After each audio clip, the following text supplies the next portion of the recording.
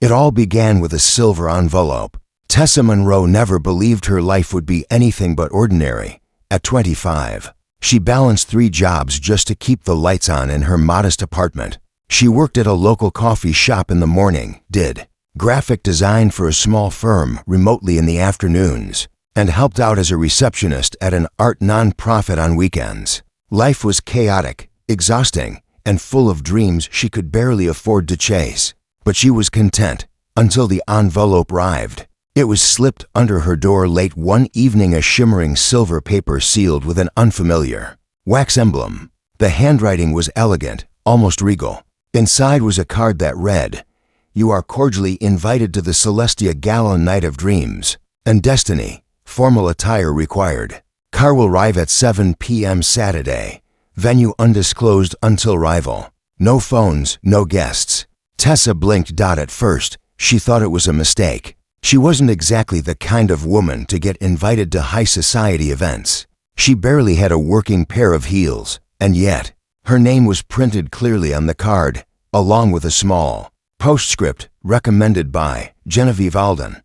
Genevieve was her supervisor at the art nonprofit, a mysterious woman who dressed in tailored blazers and knew everyone in the cultural scene. She had once told Tessa she had the kind of face that sells stories. Tessa had thought it was just a compliment.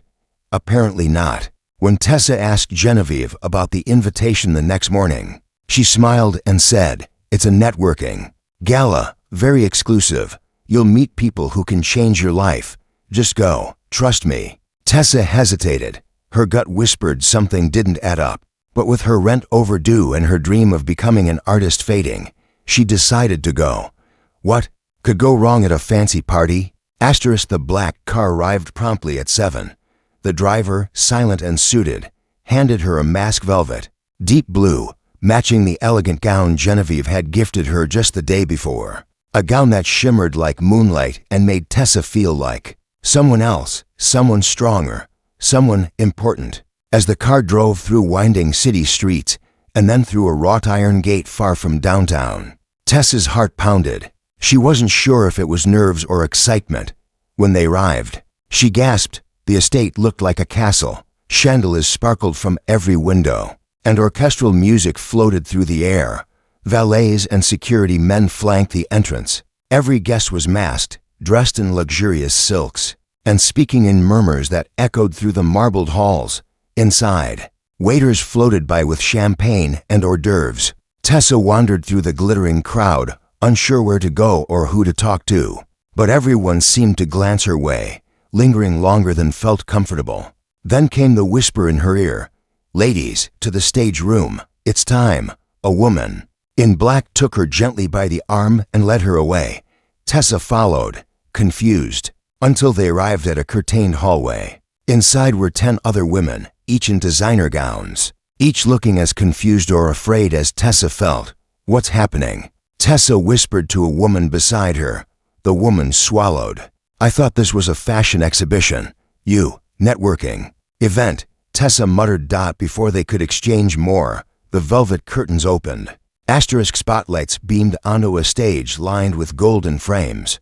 A tall man in a tuxedo stepped forward, smiling at the crowd seated beyond the stage. "Gentlemen," he said, "tonight is not just about art. Tonight, you will invest in potential, in elegance, in beauty and intelligence." The crowd clapped. Tessa froze. This wasn't a gala. It was an auction. One by one, women were escorted onto the stage. Their names, talents, and vague qualities were announced. The bidding began. Thousands of dollars, then tens of thousands. Tessa single quotes, knees trembled. She tried to back out, but the same woman in black gently blocked her path. "It's already begun. Don't worry. No harm will come to you. You're special. He requested you. Specifically, who?" But she got no answer. Finally, it was Tessa's turn. Tessa Monroe. The announcer said, "Artist, graduate with honors, poised, graceful, intelligent, a truly rare gem. Starting bid, $50,000. Gasps rippled through the audience. Whispers. Bids rising like waves crashing on a shore. $60,000, $85,000, $100,000. Then, silence, A man rose slowly from the back of the room. He wasn't like the others, no mask, just piercing eyes, dark suit, and a half-smile like he already owned the world. He raised his hand. 200,000. The room hushed. The announcer stuttered, stunned. Sold to Mr. Adrian Blackwell. Applause erupted. Tessa stood, frozen, heart pounding, as Adrian's gaze locked onto hers. He didn't smile. He nodded once, as if to say, "You're mine now." And just like that, her life changed forever. The ride to wherever they were going was silent to silent. Tessa sat in the back of a sleek black car with windows so deeply tinted she couldn't even guess where they were headed. Her fingers twisted in her lap, the skin of her palms clammy, heart still galloping from what had just happened. An auction, an actual auction. And she had been sold. No, that couldn't be right. It had to be some strange, elaborate performance. A theatrical fundraiser, maybe, that would explain the masks, the formal wear, the stage. But the numbers, real money, real people bidding, and that man, Adrian Blackwell. He hadn't smiled when she stepped off the stage, and their eyes met. But there had been something even more unsettling than a grin in his gaze. Recognition. Like he had seen something in her that no one else ever had. Not even she had. And that look was what scared her most. He hadn't spoken to her yet. After the final applause, an assistant had quietly taken her by the arm, told her not to worry, that Adrian was a generous man, that she was lucky, and now she was being driven to what? A dinner, a mansion, a second event. She didn't know, but as the car climbed a hill and city lights faded behind them, replaced by moonlit trees and quiet roads, a chill settled deep in her bones. After what felt like an hour, the car pulled through iron gates into a driveway that curved like a ribbon through a landscaped estate. When it finally stopped in front of a massive home or a palace, then a house, a man opened her door. Not the driver, Adrian. He stood there like he'd been waiting all night for this moment. Under the soft glow of antique lanterns, his features looked even more striking. Tall, composed, tailored to perfection. There was something magnetic about him. Something that felt like the air shifted when he entered a room. "Miss Monroe," he said softly, "you must have questions." She opened her mouth, but her voice failed her. He held out his hand. After a long pause, she placed hers in his, and he helped her out of the car. Inside, the house was quiet, eerily so. Expensive art lined the walls, floors polished to mirrors. She could hear her own heartbeat echoing off the high ceilings. "I know tonight was confusing," Adrian said as he led her into a sitting room with soft lighting and a fireplace already crackling.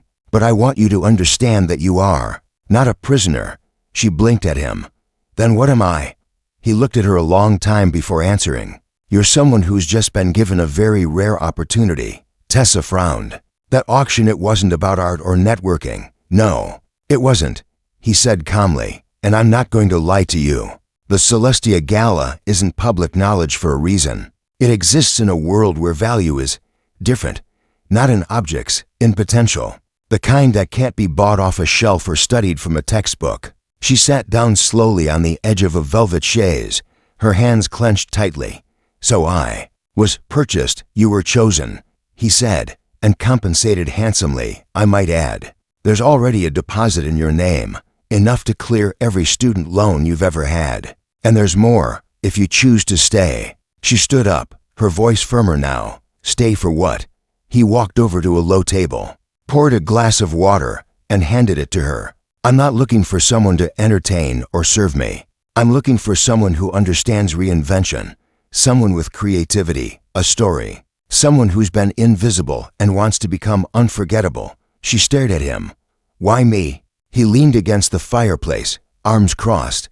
"Because when you stepped on that stage, you didn't know how extraordinary you looked. You carried yourself like someone who didn't realize her power yet. That's the most dangerous kind of beauty." The room fell quiet. Tessa didn't know whether to be flattered or afraid. He finally broke the silence. "You're free to leave in the morning. No questions asked. I'll arrange the ride. Or if you stay, I'll make you a deal. 1 month. No expectations. Just presence. You'll have access to my network resources and any creative pursuit you've ever dreamed of." Tessa's head spun. And after the month, his eyes darkened with something unreadable. Then we decide. Together. But I promise you, whatever path you take, your life won't ever go back to what it was before. She couldn't sleep that night, not because of fear, but because of the quiet voice in her heart whispering, "What if this is it? The moment that changes everything?" She stood at the window of the guest suite as the moonlight spilled across the garden below. She thought about the bills, the rejections, the forgotten sketchbooks under her bed. She thought about how no one had ever really seen her, not like he did.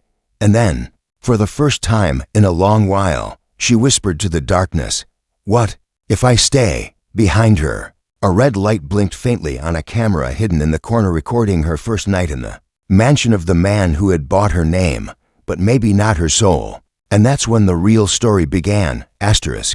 The morning light in the estate was unlike anything Tessa had experienced before. It didn't feel like light, it felt like silk, soft, slow, golden. The kind of morning that made everything seem like a dream that hadn't quite ended. She woke to the sound of birdsong and the scent of fresh lavender drifting in from the garden outside her window.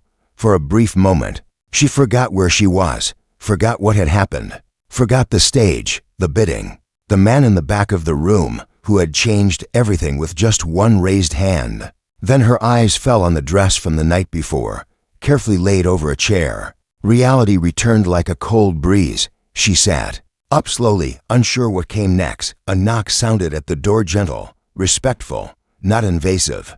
"Miss Monroe," a voice called. It was a woman, calm and warm. "Breakfast is ready whenever you are. Mr. Blackwell is in the garden." She didn't know what she expected. Maybe locked doors or someone standing guard. But as she stepped into the hallway, she found none of that. Just quiet elegance. Every corner of the house whispered wealth, but not the kind that boasted. The kind that didn't need to. She found Adrian outside under a pergola, seated with a steaming cup of tea and a book in his lap. He looked up, smiled faintly, and motioned for her to join him. There was no pressure in his posture, no tension in his voice when he said, "Did you sleep well?" "I tried," she replied truthfully. Sitting across from him, "My mind wouldn't stop." "I imagine it wouldn't," he said. "But I meant what I said last night. You're free to leave at any time." She studied him, still searching for the catch. "And if I stay, what exactly does that mean?" Adrian placed his cup down and leaned forward slightly. "It means opportunity, nothing more, unless you choose it to be. I won't insult your intelligence with vague promises. I want to help you discover what the world never gave you the chance to explore." She hesitated. "And what do you get out of it?" He smiled, the kind that didn't reach his eyes. "Something I've always looked for, real connection. And maybe something I lost long ago." Tessa didn't know what to say to that. So instead, she picked up a fork and began eating the delicate breakfast laid before her. Fresh fruits, warm pastries, soft cheese. Everything felt so far from the life she'd known. Over the next few days, the mansion became a strange kind of haven. Adrian kept his distance, never pushing, never questioning. Instead, he gave her space and access to the private art wing in his home, filled with pieces she'd only ever seen in textbooks, to a studio fully stocked with paints, canvases, and the kind of supplies she could never afford, to a library so vast it smelled like forgotten knowledge. But what surprised her most was the staff. Not cold servants, but people who seemed genuinely kind, especially Elise, the woman who'd knocked on her door that first morning. Elise was the head of the household staff, and over tea one afternoon, she offered Tessa a quiet truth. "You're not the first," Elise said softly. Tessa froze. "Not the first what?" "The first woman to come here through the Celestia Gala. But you are different. He's never brought someone into the heart of his world before. The others came and left, but he's watching you." That should have unnerved her, but somehow it didn't, because even though she didn't understand Adrian Blackwell, she couldn't deny the strange pull between them. It wasn't romance, not yet, but something deeper, an unspoken recognition, like they had both been shaped by the same kind of loneliness. One evening, Tessa wandered into the music room and found him playing the piano. The melody was soft, sad, familiar in a way that made her chest ache. She didn't say a word, just sat and listened. When he finished, he looked over, surprised to see her. "I didn't know you played," she said. Not well, just enough to remember things I don't want to forget." Tessa hesitated. "Like what?" Adrian's expression darkened slightly. "A promise, to someone I lost. She believed I'd become more than the world expected of me, that I'd use what I had to change lives, not just accumulate power." "And have you?" she asked gently. "I thought I had," he said, "until I saw you. Then I realized I've been waiting for something, or someone, who would remind me why I started it all." The words hung in the air. It wasn't love. Not yet. But it was the start of something neither of them could name. The next morning, a letter arrived for Tessa. Handwritten. No return address. She opened it with trembling fingers. "You were not supposed to be chosen. The auction was never meant for someone like you. Leave now while you still can. He's not who you think he is." There was no signature. No clue who had written it. But as her heart pounded and she looked up to find Adrian watching her from the balcony, one thought took hold and refused to let go.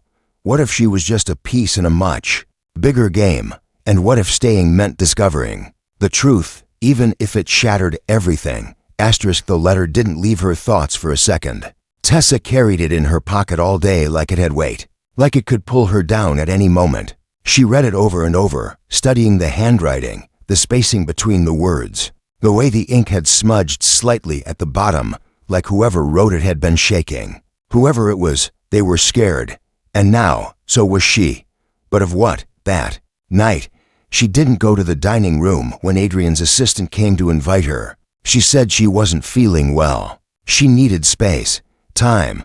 What she really needed was clarity. She sat alone in her suite. The letter unfolded on the nightstand beside her, eyes flicking to it like it might come alive. Her instincts had been quiet lately, lulled by the comfort of the estate, the slow blooming of trust in a man she still barely knew. But the voice inside her, the one that had always helped her survive, was awake again. And it whispered the same word over and over. "Careful." Outside her window, the moon hung heavy over the gardens, silvering the trees and casting long shadows across the lawn. Everything was quiet. Too quiet. She slipped on a sweater, grabbed the letter, and opened the door. The mansion had taken on a different personality at night. During the day, it was calm, serene, full of light. But now it felt like a secret waiting to be uncovered. She tiptoed through hallways, listening for footsteps. There were none. Only the distant ticking of a grandfather clock somewhere deep in the house. She went to the library first, where Adrian often read late into the evening, but it was empty. Then the music room, also empty. She walked deeper into the house than she ever had before. Down corridors lined with antique portraits. At the end of one was a locked door, the only locked door she'd ever encountered. She pressed her ear to it. Nothing. She turned to walk away, but then a voice, low, hushed, from behind the door. She froze. Another voice joined it. This one female, older, urgent, like they were arguing. Tessa leaned closer. "I told you. She wasn't on the list," the woman said, her words muffled but sharp. "You're playing with fire, Adrian. She doesn't belong here." "I know," he said quietly, "but she reminds me of..." Then the voices stopped. Footsteps. Tessa ran. She ducked behind a curtain near a side hallway. Her breath caught in her throat. She didn't move until the footsteps faded. Then she slipped back toward her room, heart pounding, the letter crumpled tightly in her hand. That night, sleep didn't come. She stared at the ceiling, trying to make sense of it all. The letter, the voices, the locked door. And Adrian. The next morning, everything was normal, as if nothing had happened. Elise brought her tea and fresh fruit, smiling like usual. The house was filled with sunshine again. The air smelled like roses. The illusion was back in place, but something had changed later. As Tessa sat painting in the sunlit studio, something she hadn't done in years, Adrian appeared. No warning, no assistant announcing him, just him, standing in the doorway watching her work. "I didn't mean to interrupt," he said softly. "You didn't," she replied, putting down her brush. He stepped inside and studied the canvas. "You're talented." "Thank you." There was a long pause between them. He seemed different that day, not colder, but more guarded, like something had slipped, and he was trying to cover it again. "I know you have questions," he said. Finally, about the letter, her breath caught. He looked straight at her. "You're not in danger." "Tessa, I would never allow that." "How did you know about it?" she asked quietly. He didn't answer right away. He moved to the window and looked out across the garden. "Because you weren't the first person warned to leave," he said at last. "But you are the first one to stay anyway." "Why me?" she asked again. He turned back to her. "Because, when I first saw you, you didn't flinch." Tessa blinked. Flinch, everyone else did. When they walked into that room, when the lights hit them, when the bidding began, they broke. But not you. You stood there like someone who'd been through worse. She didn't know what to say. "Because he wasn't wrong. I see something." "In you," Adrian said, stepping closer. "Something I've been looking for a very long time." "What is this place really?" she asked. He smiled, but it wasn't a smile of amusement. It was one of sorrow. "This house," he said, "was built on broken dreams. Mine, my family's, everyone who ever walked through its doors. But I've been trying to rebuild it, to turn it into something that gives instead of takes, that saves instead of silences." "Then why the secrecy?" she whispered. "Because the world doesn't reward truth," he said. "It rewards power. And the only way to fix what's broken is from inside it." Tessa wanted to believe him. She really did. But part of her couldn't forget that door, that conversation, that letter. And yet, there was something in her deeper than fear that told her the truth wasn't just about him. It was about her. This wasn't just his test. It was hers. Later that night, she found another envelope slipped under her door. This time, it didn't contain a warning. It held a photograph of her, asleep in her bed, taken last night. On the back, a message written, in the same sharp handwriting. "You still have time, but not much. He's not the only one watching." And suddenly, everything she thought she was beginning to understand fell apart again. Tessa stared at the photograph in her trembling hands. Her breath caught somewhere between her ribs. The image was grainy, dark, and clearly taken from inside her own room. She was asleep, head tilted slightly on the pillow, the covers drawn up to her chest, peaceful, vulnerable, unaware. That was what terrified her the most, how unaware she had been. While someone watched, while someone entered without a sound, and left without a trace. The note on the back only deepened her fear. "You still have time, but not much. He's not the only one watching." She didn't sleep that night. She didn't even lie down. She sat in the armchair near the window, knees pulled to her chest, her eyes locked on the door, waiting, listening. But no one came. By morning, the photo was still in her hand, slightly crumpled, her fingers aching from how tightly she'd held it.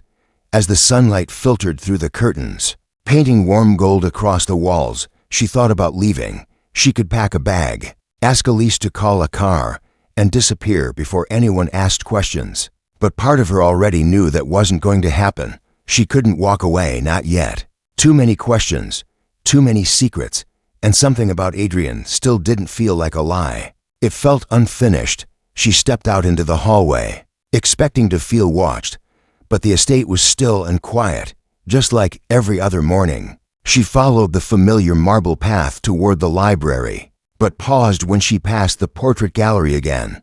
Something made her stop. One of the paintings, an old one she hadn't paid much attention to before, was different, crooked, just slightly. She stepped closer. It was a portrait of a young woman, mid-20s, with dark eyes and a gaze so direct it almost seemed to follow her. Tessa reached up and carefully shifted the frame. As it moved, a soft click echoed from behind it. A hidden latch. Her heart pounded as she pressed it. The wall opened an inch. Behind it was a narrow passage. Cold air spilled out, carrying the scent of dust and forgotten time. She hesitated, but only for a moment. She slipped inside. The passage was tight and lined with rough stone, curving downward like a spiral. It led her to a dim corridor filled with old trunks, broken statues, and paintings wrapped in cloth. But it was the door at the far end that stopped her. The same door she'd seen days earlier, the one that had been locked. Now, from the other side, She reached out and turned the handle. It opened without resistance. The room beyond was a stark contrast to the rest of the house. Dark wood panels, heavy drapes drawn over tall windows, and in the center, a desk cluttered with letters, ledgers, and framed photographs. Tessa stepped inside. She moved slowly, scanning the walls, dozens of photographs, some recent, some decades old, some black and white, some faded with age. Each one featured a different young woman, all alone. Some she recognized, from the gala, from that night on stage. And in the center, one large frame. A photograph of Adrian, much younger, standing beside a girl with familiar eyes. The resemblance to Tessa was uncanny. She leaned closer. Written on the bottom, Evelyn Blackwell -1998, Adrian's sister. Before she could process it, a soft voice behind her froze her in place. You weren't supposed to see this. She turned slowly. Adrian stood in the doorway, no mask of charm this time. Just a strange mix of exhaustion and something she couldn't name. Not anger, not disappointment, something more painful. I followed the photograph, she said, the one someone left in my room. He stepped forward, closing the door behind him. You were meant to be protected, he said quietly. But the truth has a way of breaking through. Who was she? Tessa asked, pointing to the photo. My sister, he replied, his voice softening. Evelyn, she was everything good in my life, and she disappeared the night of her first Celestia Gala. Tessa blinked. You mean, she was part of the event, like you? But it wasn't supposed to be like that. It was supposed to be symbolic, a celebration of potential, of lifting talented women out of obscurity. That's what it was meant to be. But people with money don't always want to help. Some want to own. Tessa's stomach turned. She vanished. Adrian continued. No trace, no answers. I was 17. My parents buried the scandal, paid off the press, told me to move on. But I couldn't. So I took over the gala, changed everything. I wanted to find the ones responsible from the inside, to make sure no one else disappeared. Then why the secrecy, the games? Tessa asked, barely able to keep the anger from her voice. Because the people I'm trying to expose still attend, he said. They think I've joined them, that I'm one of them. If I lose their trust, I lose my access. But if I keep playing the game, I can bring them down. Tessa looked around the room again. The photographs, the maps, the ledgers. It was more than a secret, it was an investigation. You chose me, she whispered, because I look like her. He nodded. Slowly, at first, yes, but then I saw you. Not her. You have your own light, your own fight. Tears burned at the back of her eyes, but she blinked them away. Someone is watching me. Someone left that photo, that note, and they know what's happening here. Adrian's jaw clenched. Then we don't have much time. A sharp knock rang through the house, echoing ominously. Adrian glanced toward the door. That'll be them, the council members. Tonight's the next gala. Tessa's pulse jumped. You want me to go back? She asked. No, he said. I want you to help me end it. Her heart thundered. Every instinct she had screamed to run. But the fire in her chest, one she thought had died long ago, burned brighter than fear. This time, she wouldn't be someone's pawn. This time, she'd play the game on her own terms. And for the first time since entering this world of velvet lies and mass truths, Tessa knew exactly who she was, and she wasn't afraid anymore. The chandelier above her swayed gently as if it, too, felt the tension pulsing through the estate that evening. Every flicker of candlelight cast long shadows on the marble floors, and every whisper carried a weight it hadn't before. The house was no longer a sanctuary, it had become a stage, and Tessa Monroe was about to step into a role she never auditioned for, but somehow had been preparing for her entire life. She stood in front of the mirror in her suite, staring at the reflection of a woman she barely recognized. The dress she wore was a deep sapphire, the same shade as her eyes. Her hair was swept into soft waves, framing a face that had seen too much in just a matter of days. Yet behind her gaze was something new, something sharp. Not fear, not confusion, clarity. Elise helped her fasten the clasp on a delicate silver necklace before stepping back with a look that said more than words ever could. Elise had known, not everything, perhaps, but enough. "You're brave," Elise said softly, touching Tessa's shoulder. "Much braver than I ever was." Tessa's throat tightened. "I'm not brave," she whispered.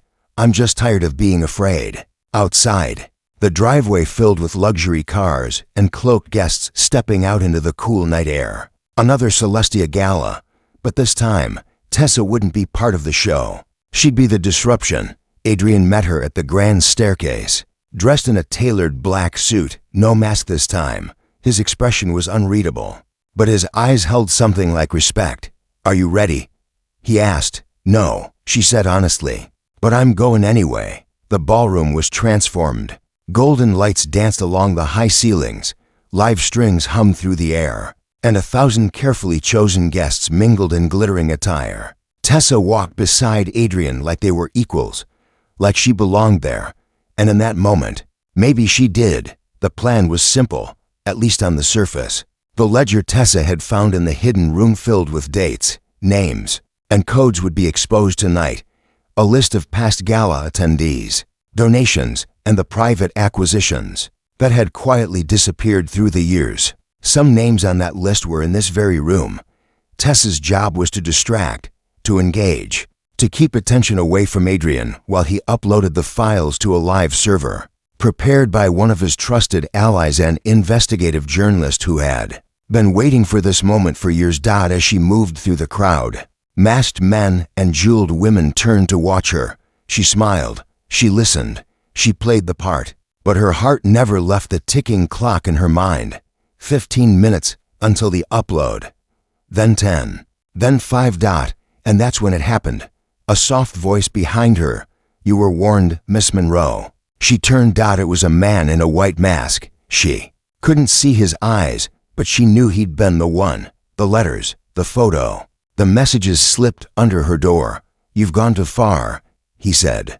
"You don't know who you're dealing with." "I know exactly who I'm dealing with," she replied, keeping her voice steady. The man took a slow step forward. "You think Adrian Blackwell is the hero in your story. He's not. He's just the last one who remembered what guilt feels like." Something about the way he said it sent a chill down her spine. But before she could respond, Adrian appeared beside her, his voice calm but firm. "She's not yours to threaten." The man in the white mask tilted his head. "She's not yours to protect, either." Then he was gone, swallowed by the crowd. Adrian turned to her. "The upload is complete. It's live." A sharp buzz vibrated through the room. Guests checking their phones, brows furrowed, whispers rising like a wave. Within seconds, the music stuttered to a halt. On a massive screen at the far end of the ballroom, a document began to appear. Line by line, name by name, transaction by transaction. Gasps echoed. Chairs scraped. Masks were removed. And then, silence. Adrian stepped forward, clearing his throat. "Tonight marks the final gala hosted under this roof. For years, the name Celestia has stood as a symbol of privilege and control. But that ends now. These walls will no longer protect those who exploit others. This estate will become a sanctuary for the unheard, the unseen, the forgotten." Someone shouted. "You'll ruin everything." "No," Adrian said. "We're just giving it back to the people it was stolen from." Tessa watched it all unfold with her heart in her throat. She had stepped into this world as a pawn. Now she stood beside the man flipping the board. The authorities came within the hour. Names were taken, statements given. Guests vanished into cars and shadows, some silent, others shouting. And in the chaos, Tessa found herself alone in the garden under the stars. She heard footsteps behind her. "I wasn't sure you'd still be here," Adrian said. "I wasn't sure either," she replied. "You could leave now," he said. "The world knows the truth. You're free." She turned to face him. "But are you?" He hesitated. "Not yet." "Then I'll stay," she said. He blinked. "Why?" "Because someone needs to help rebuild this place," she said. Her voice quiet but steady. "Not the how's the purpose. And because you were right. I've been invisible for a long time, but not anymore." They stood in silence for a long while. The kind of silence that heals, not hides. Later that week, Tessa opened the first of what would become many letters addressed not to a model or an assistant, but to a founder, The Celestive Foundation was born quietly, without red carpets or champagne. Its mission was simple: to seek out those with unseen talent, unspoken pain, and untold stories, and give them the voice the world tried to steal. Years from now, when people would ask how it all began, she'd smile and say, "It started the night I was sold to a stranger and found myself instead."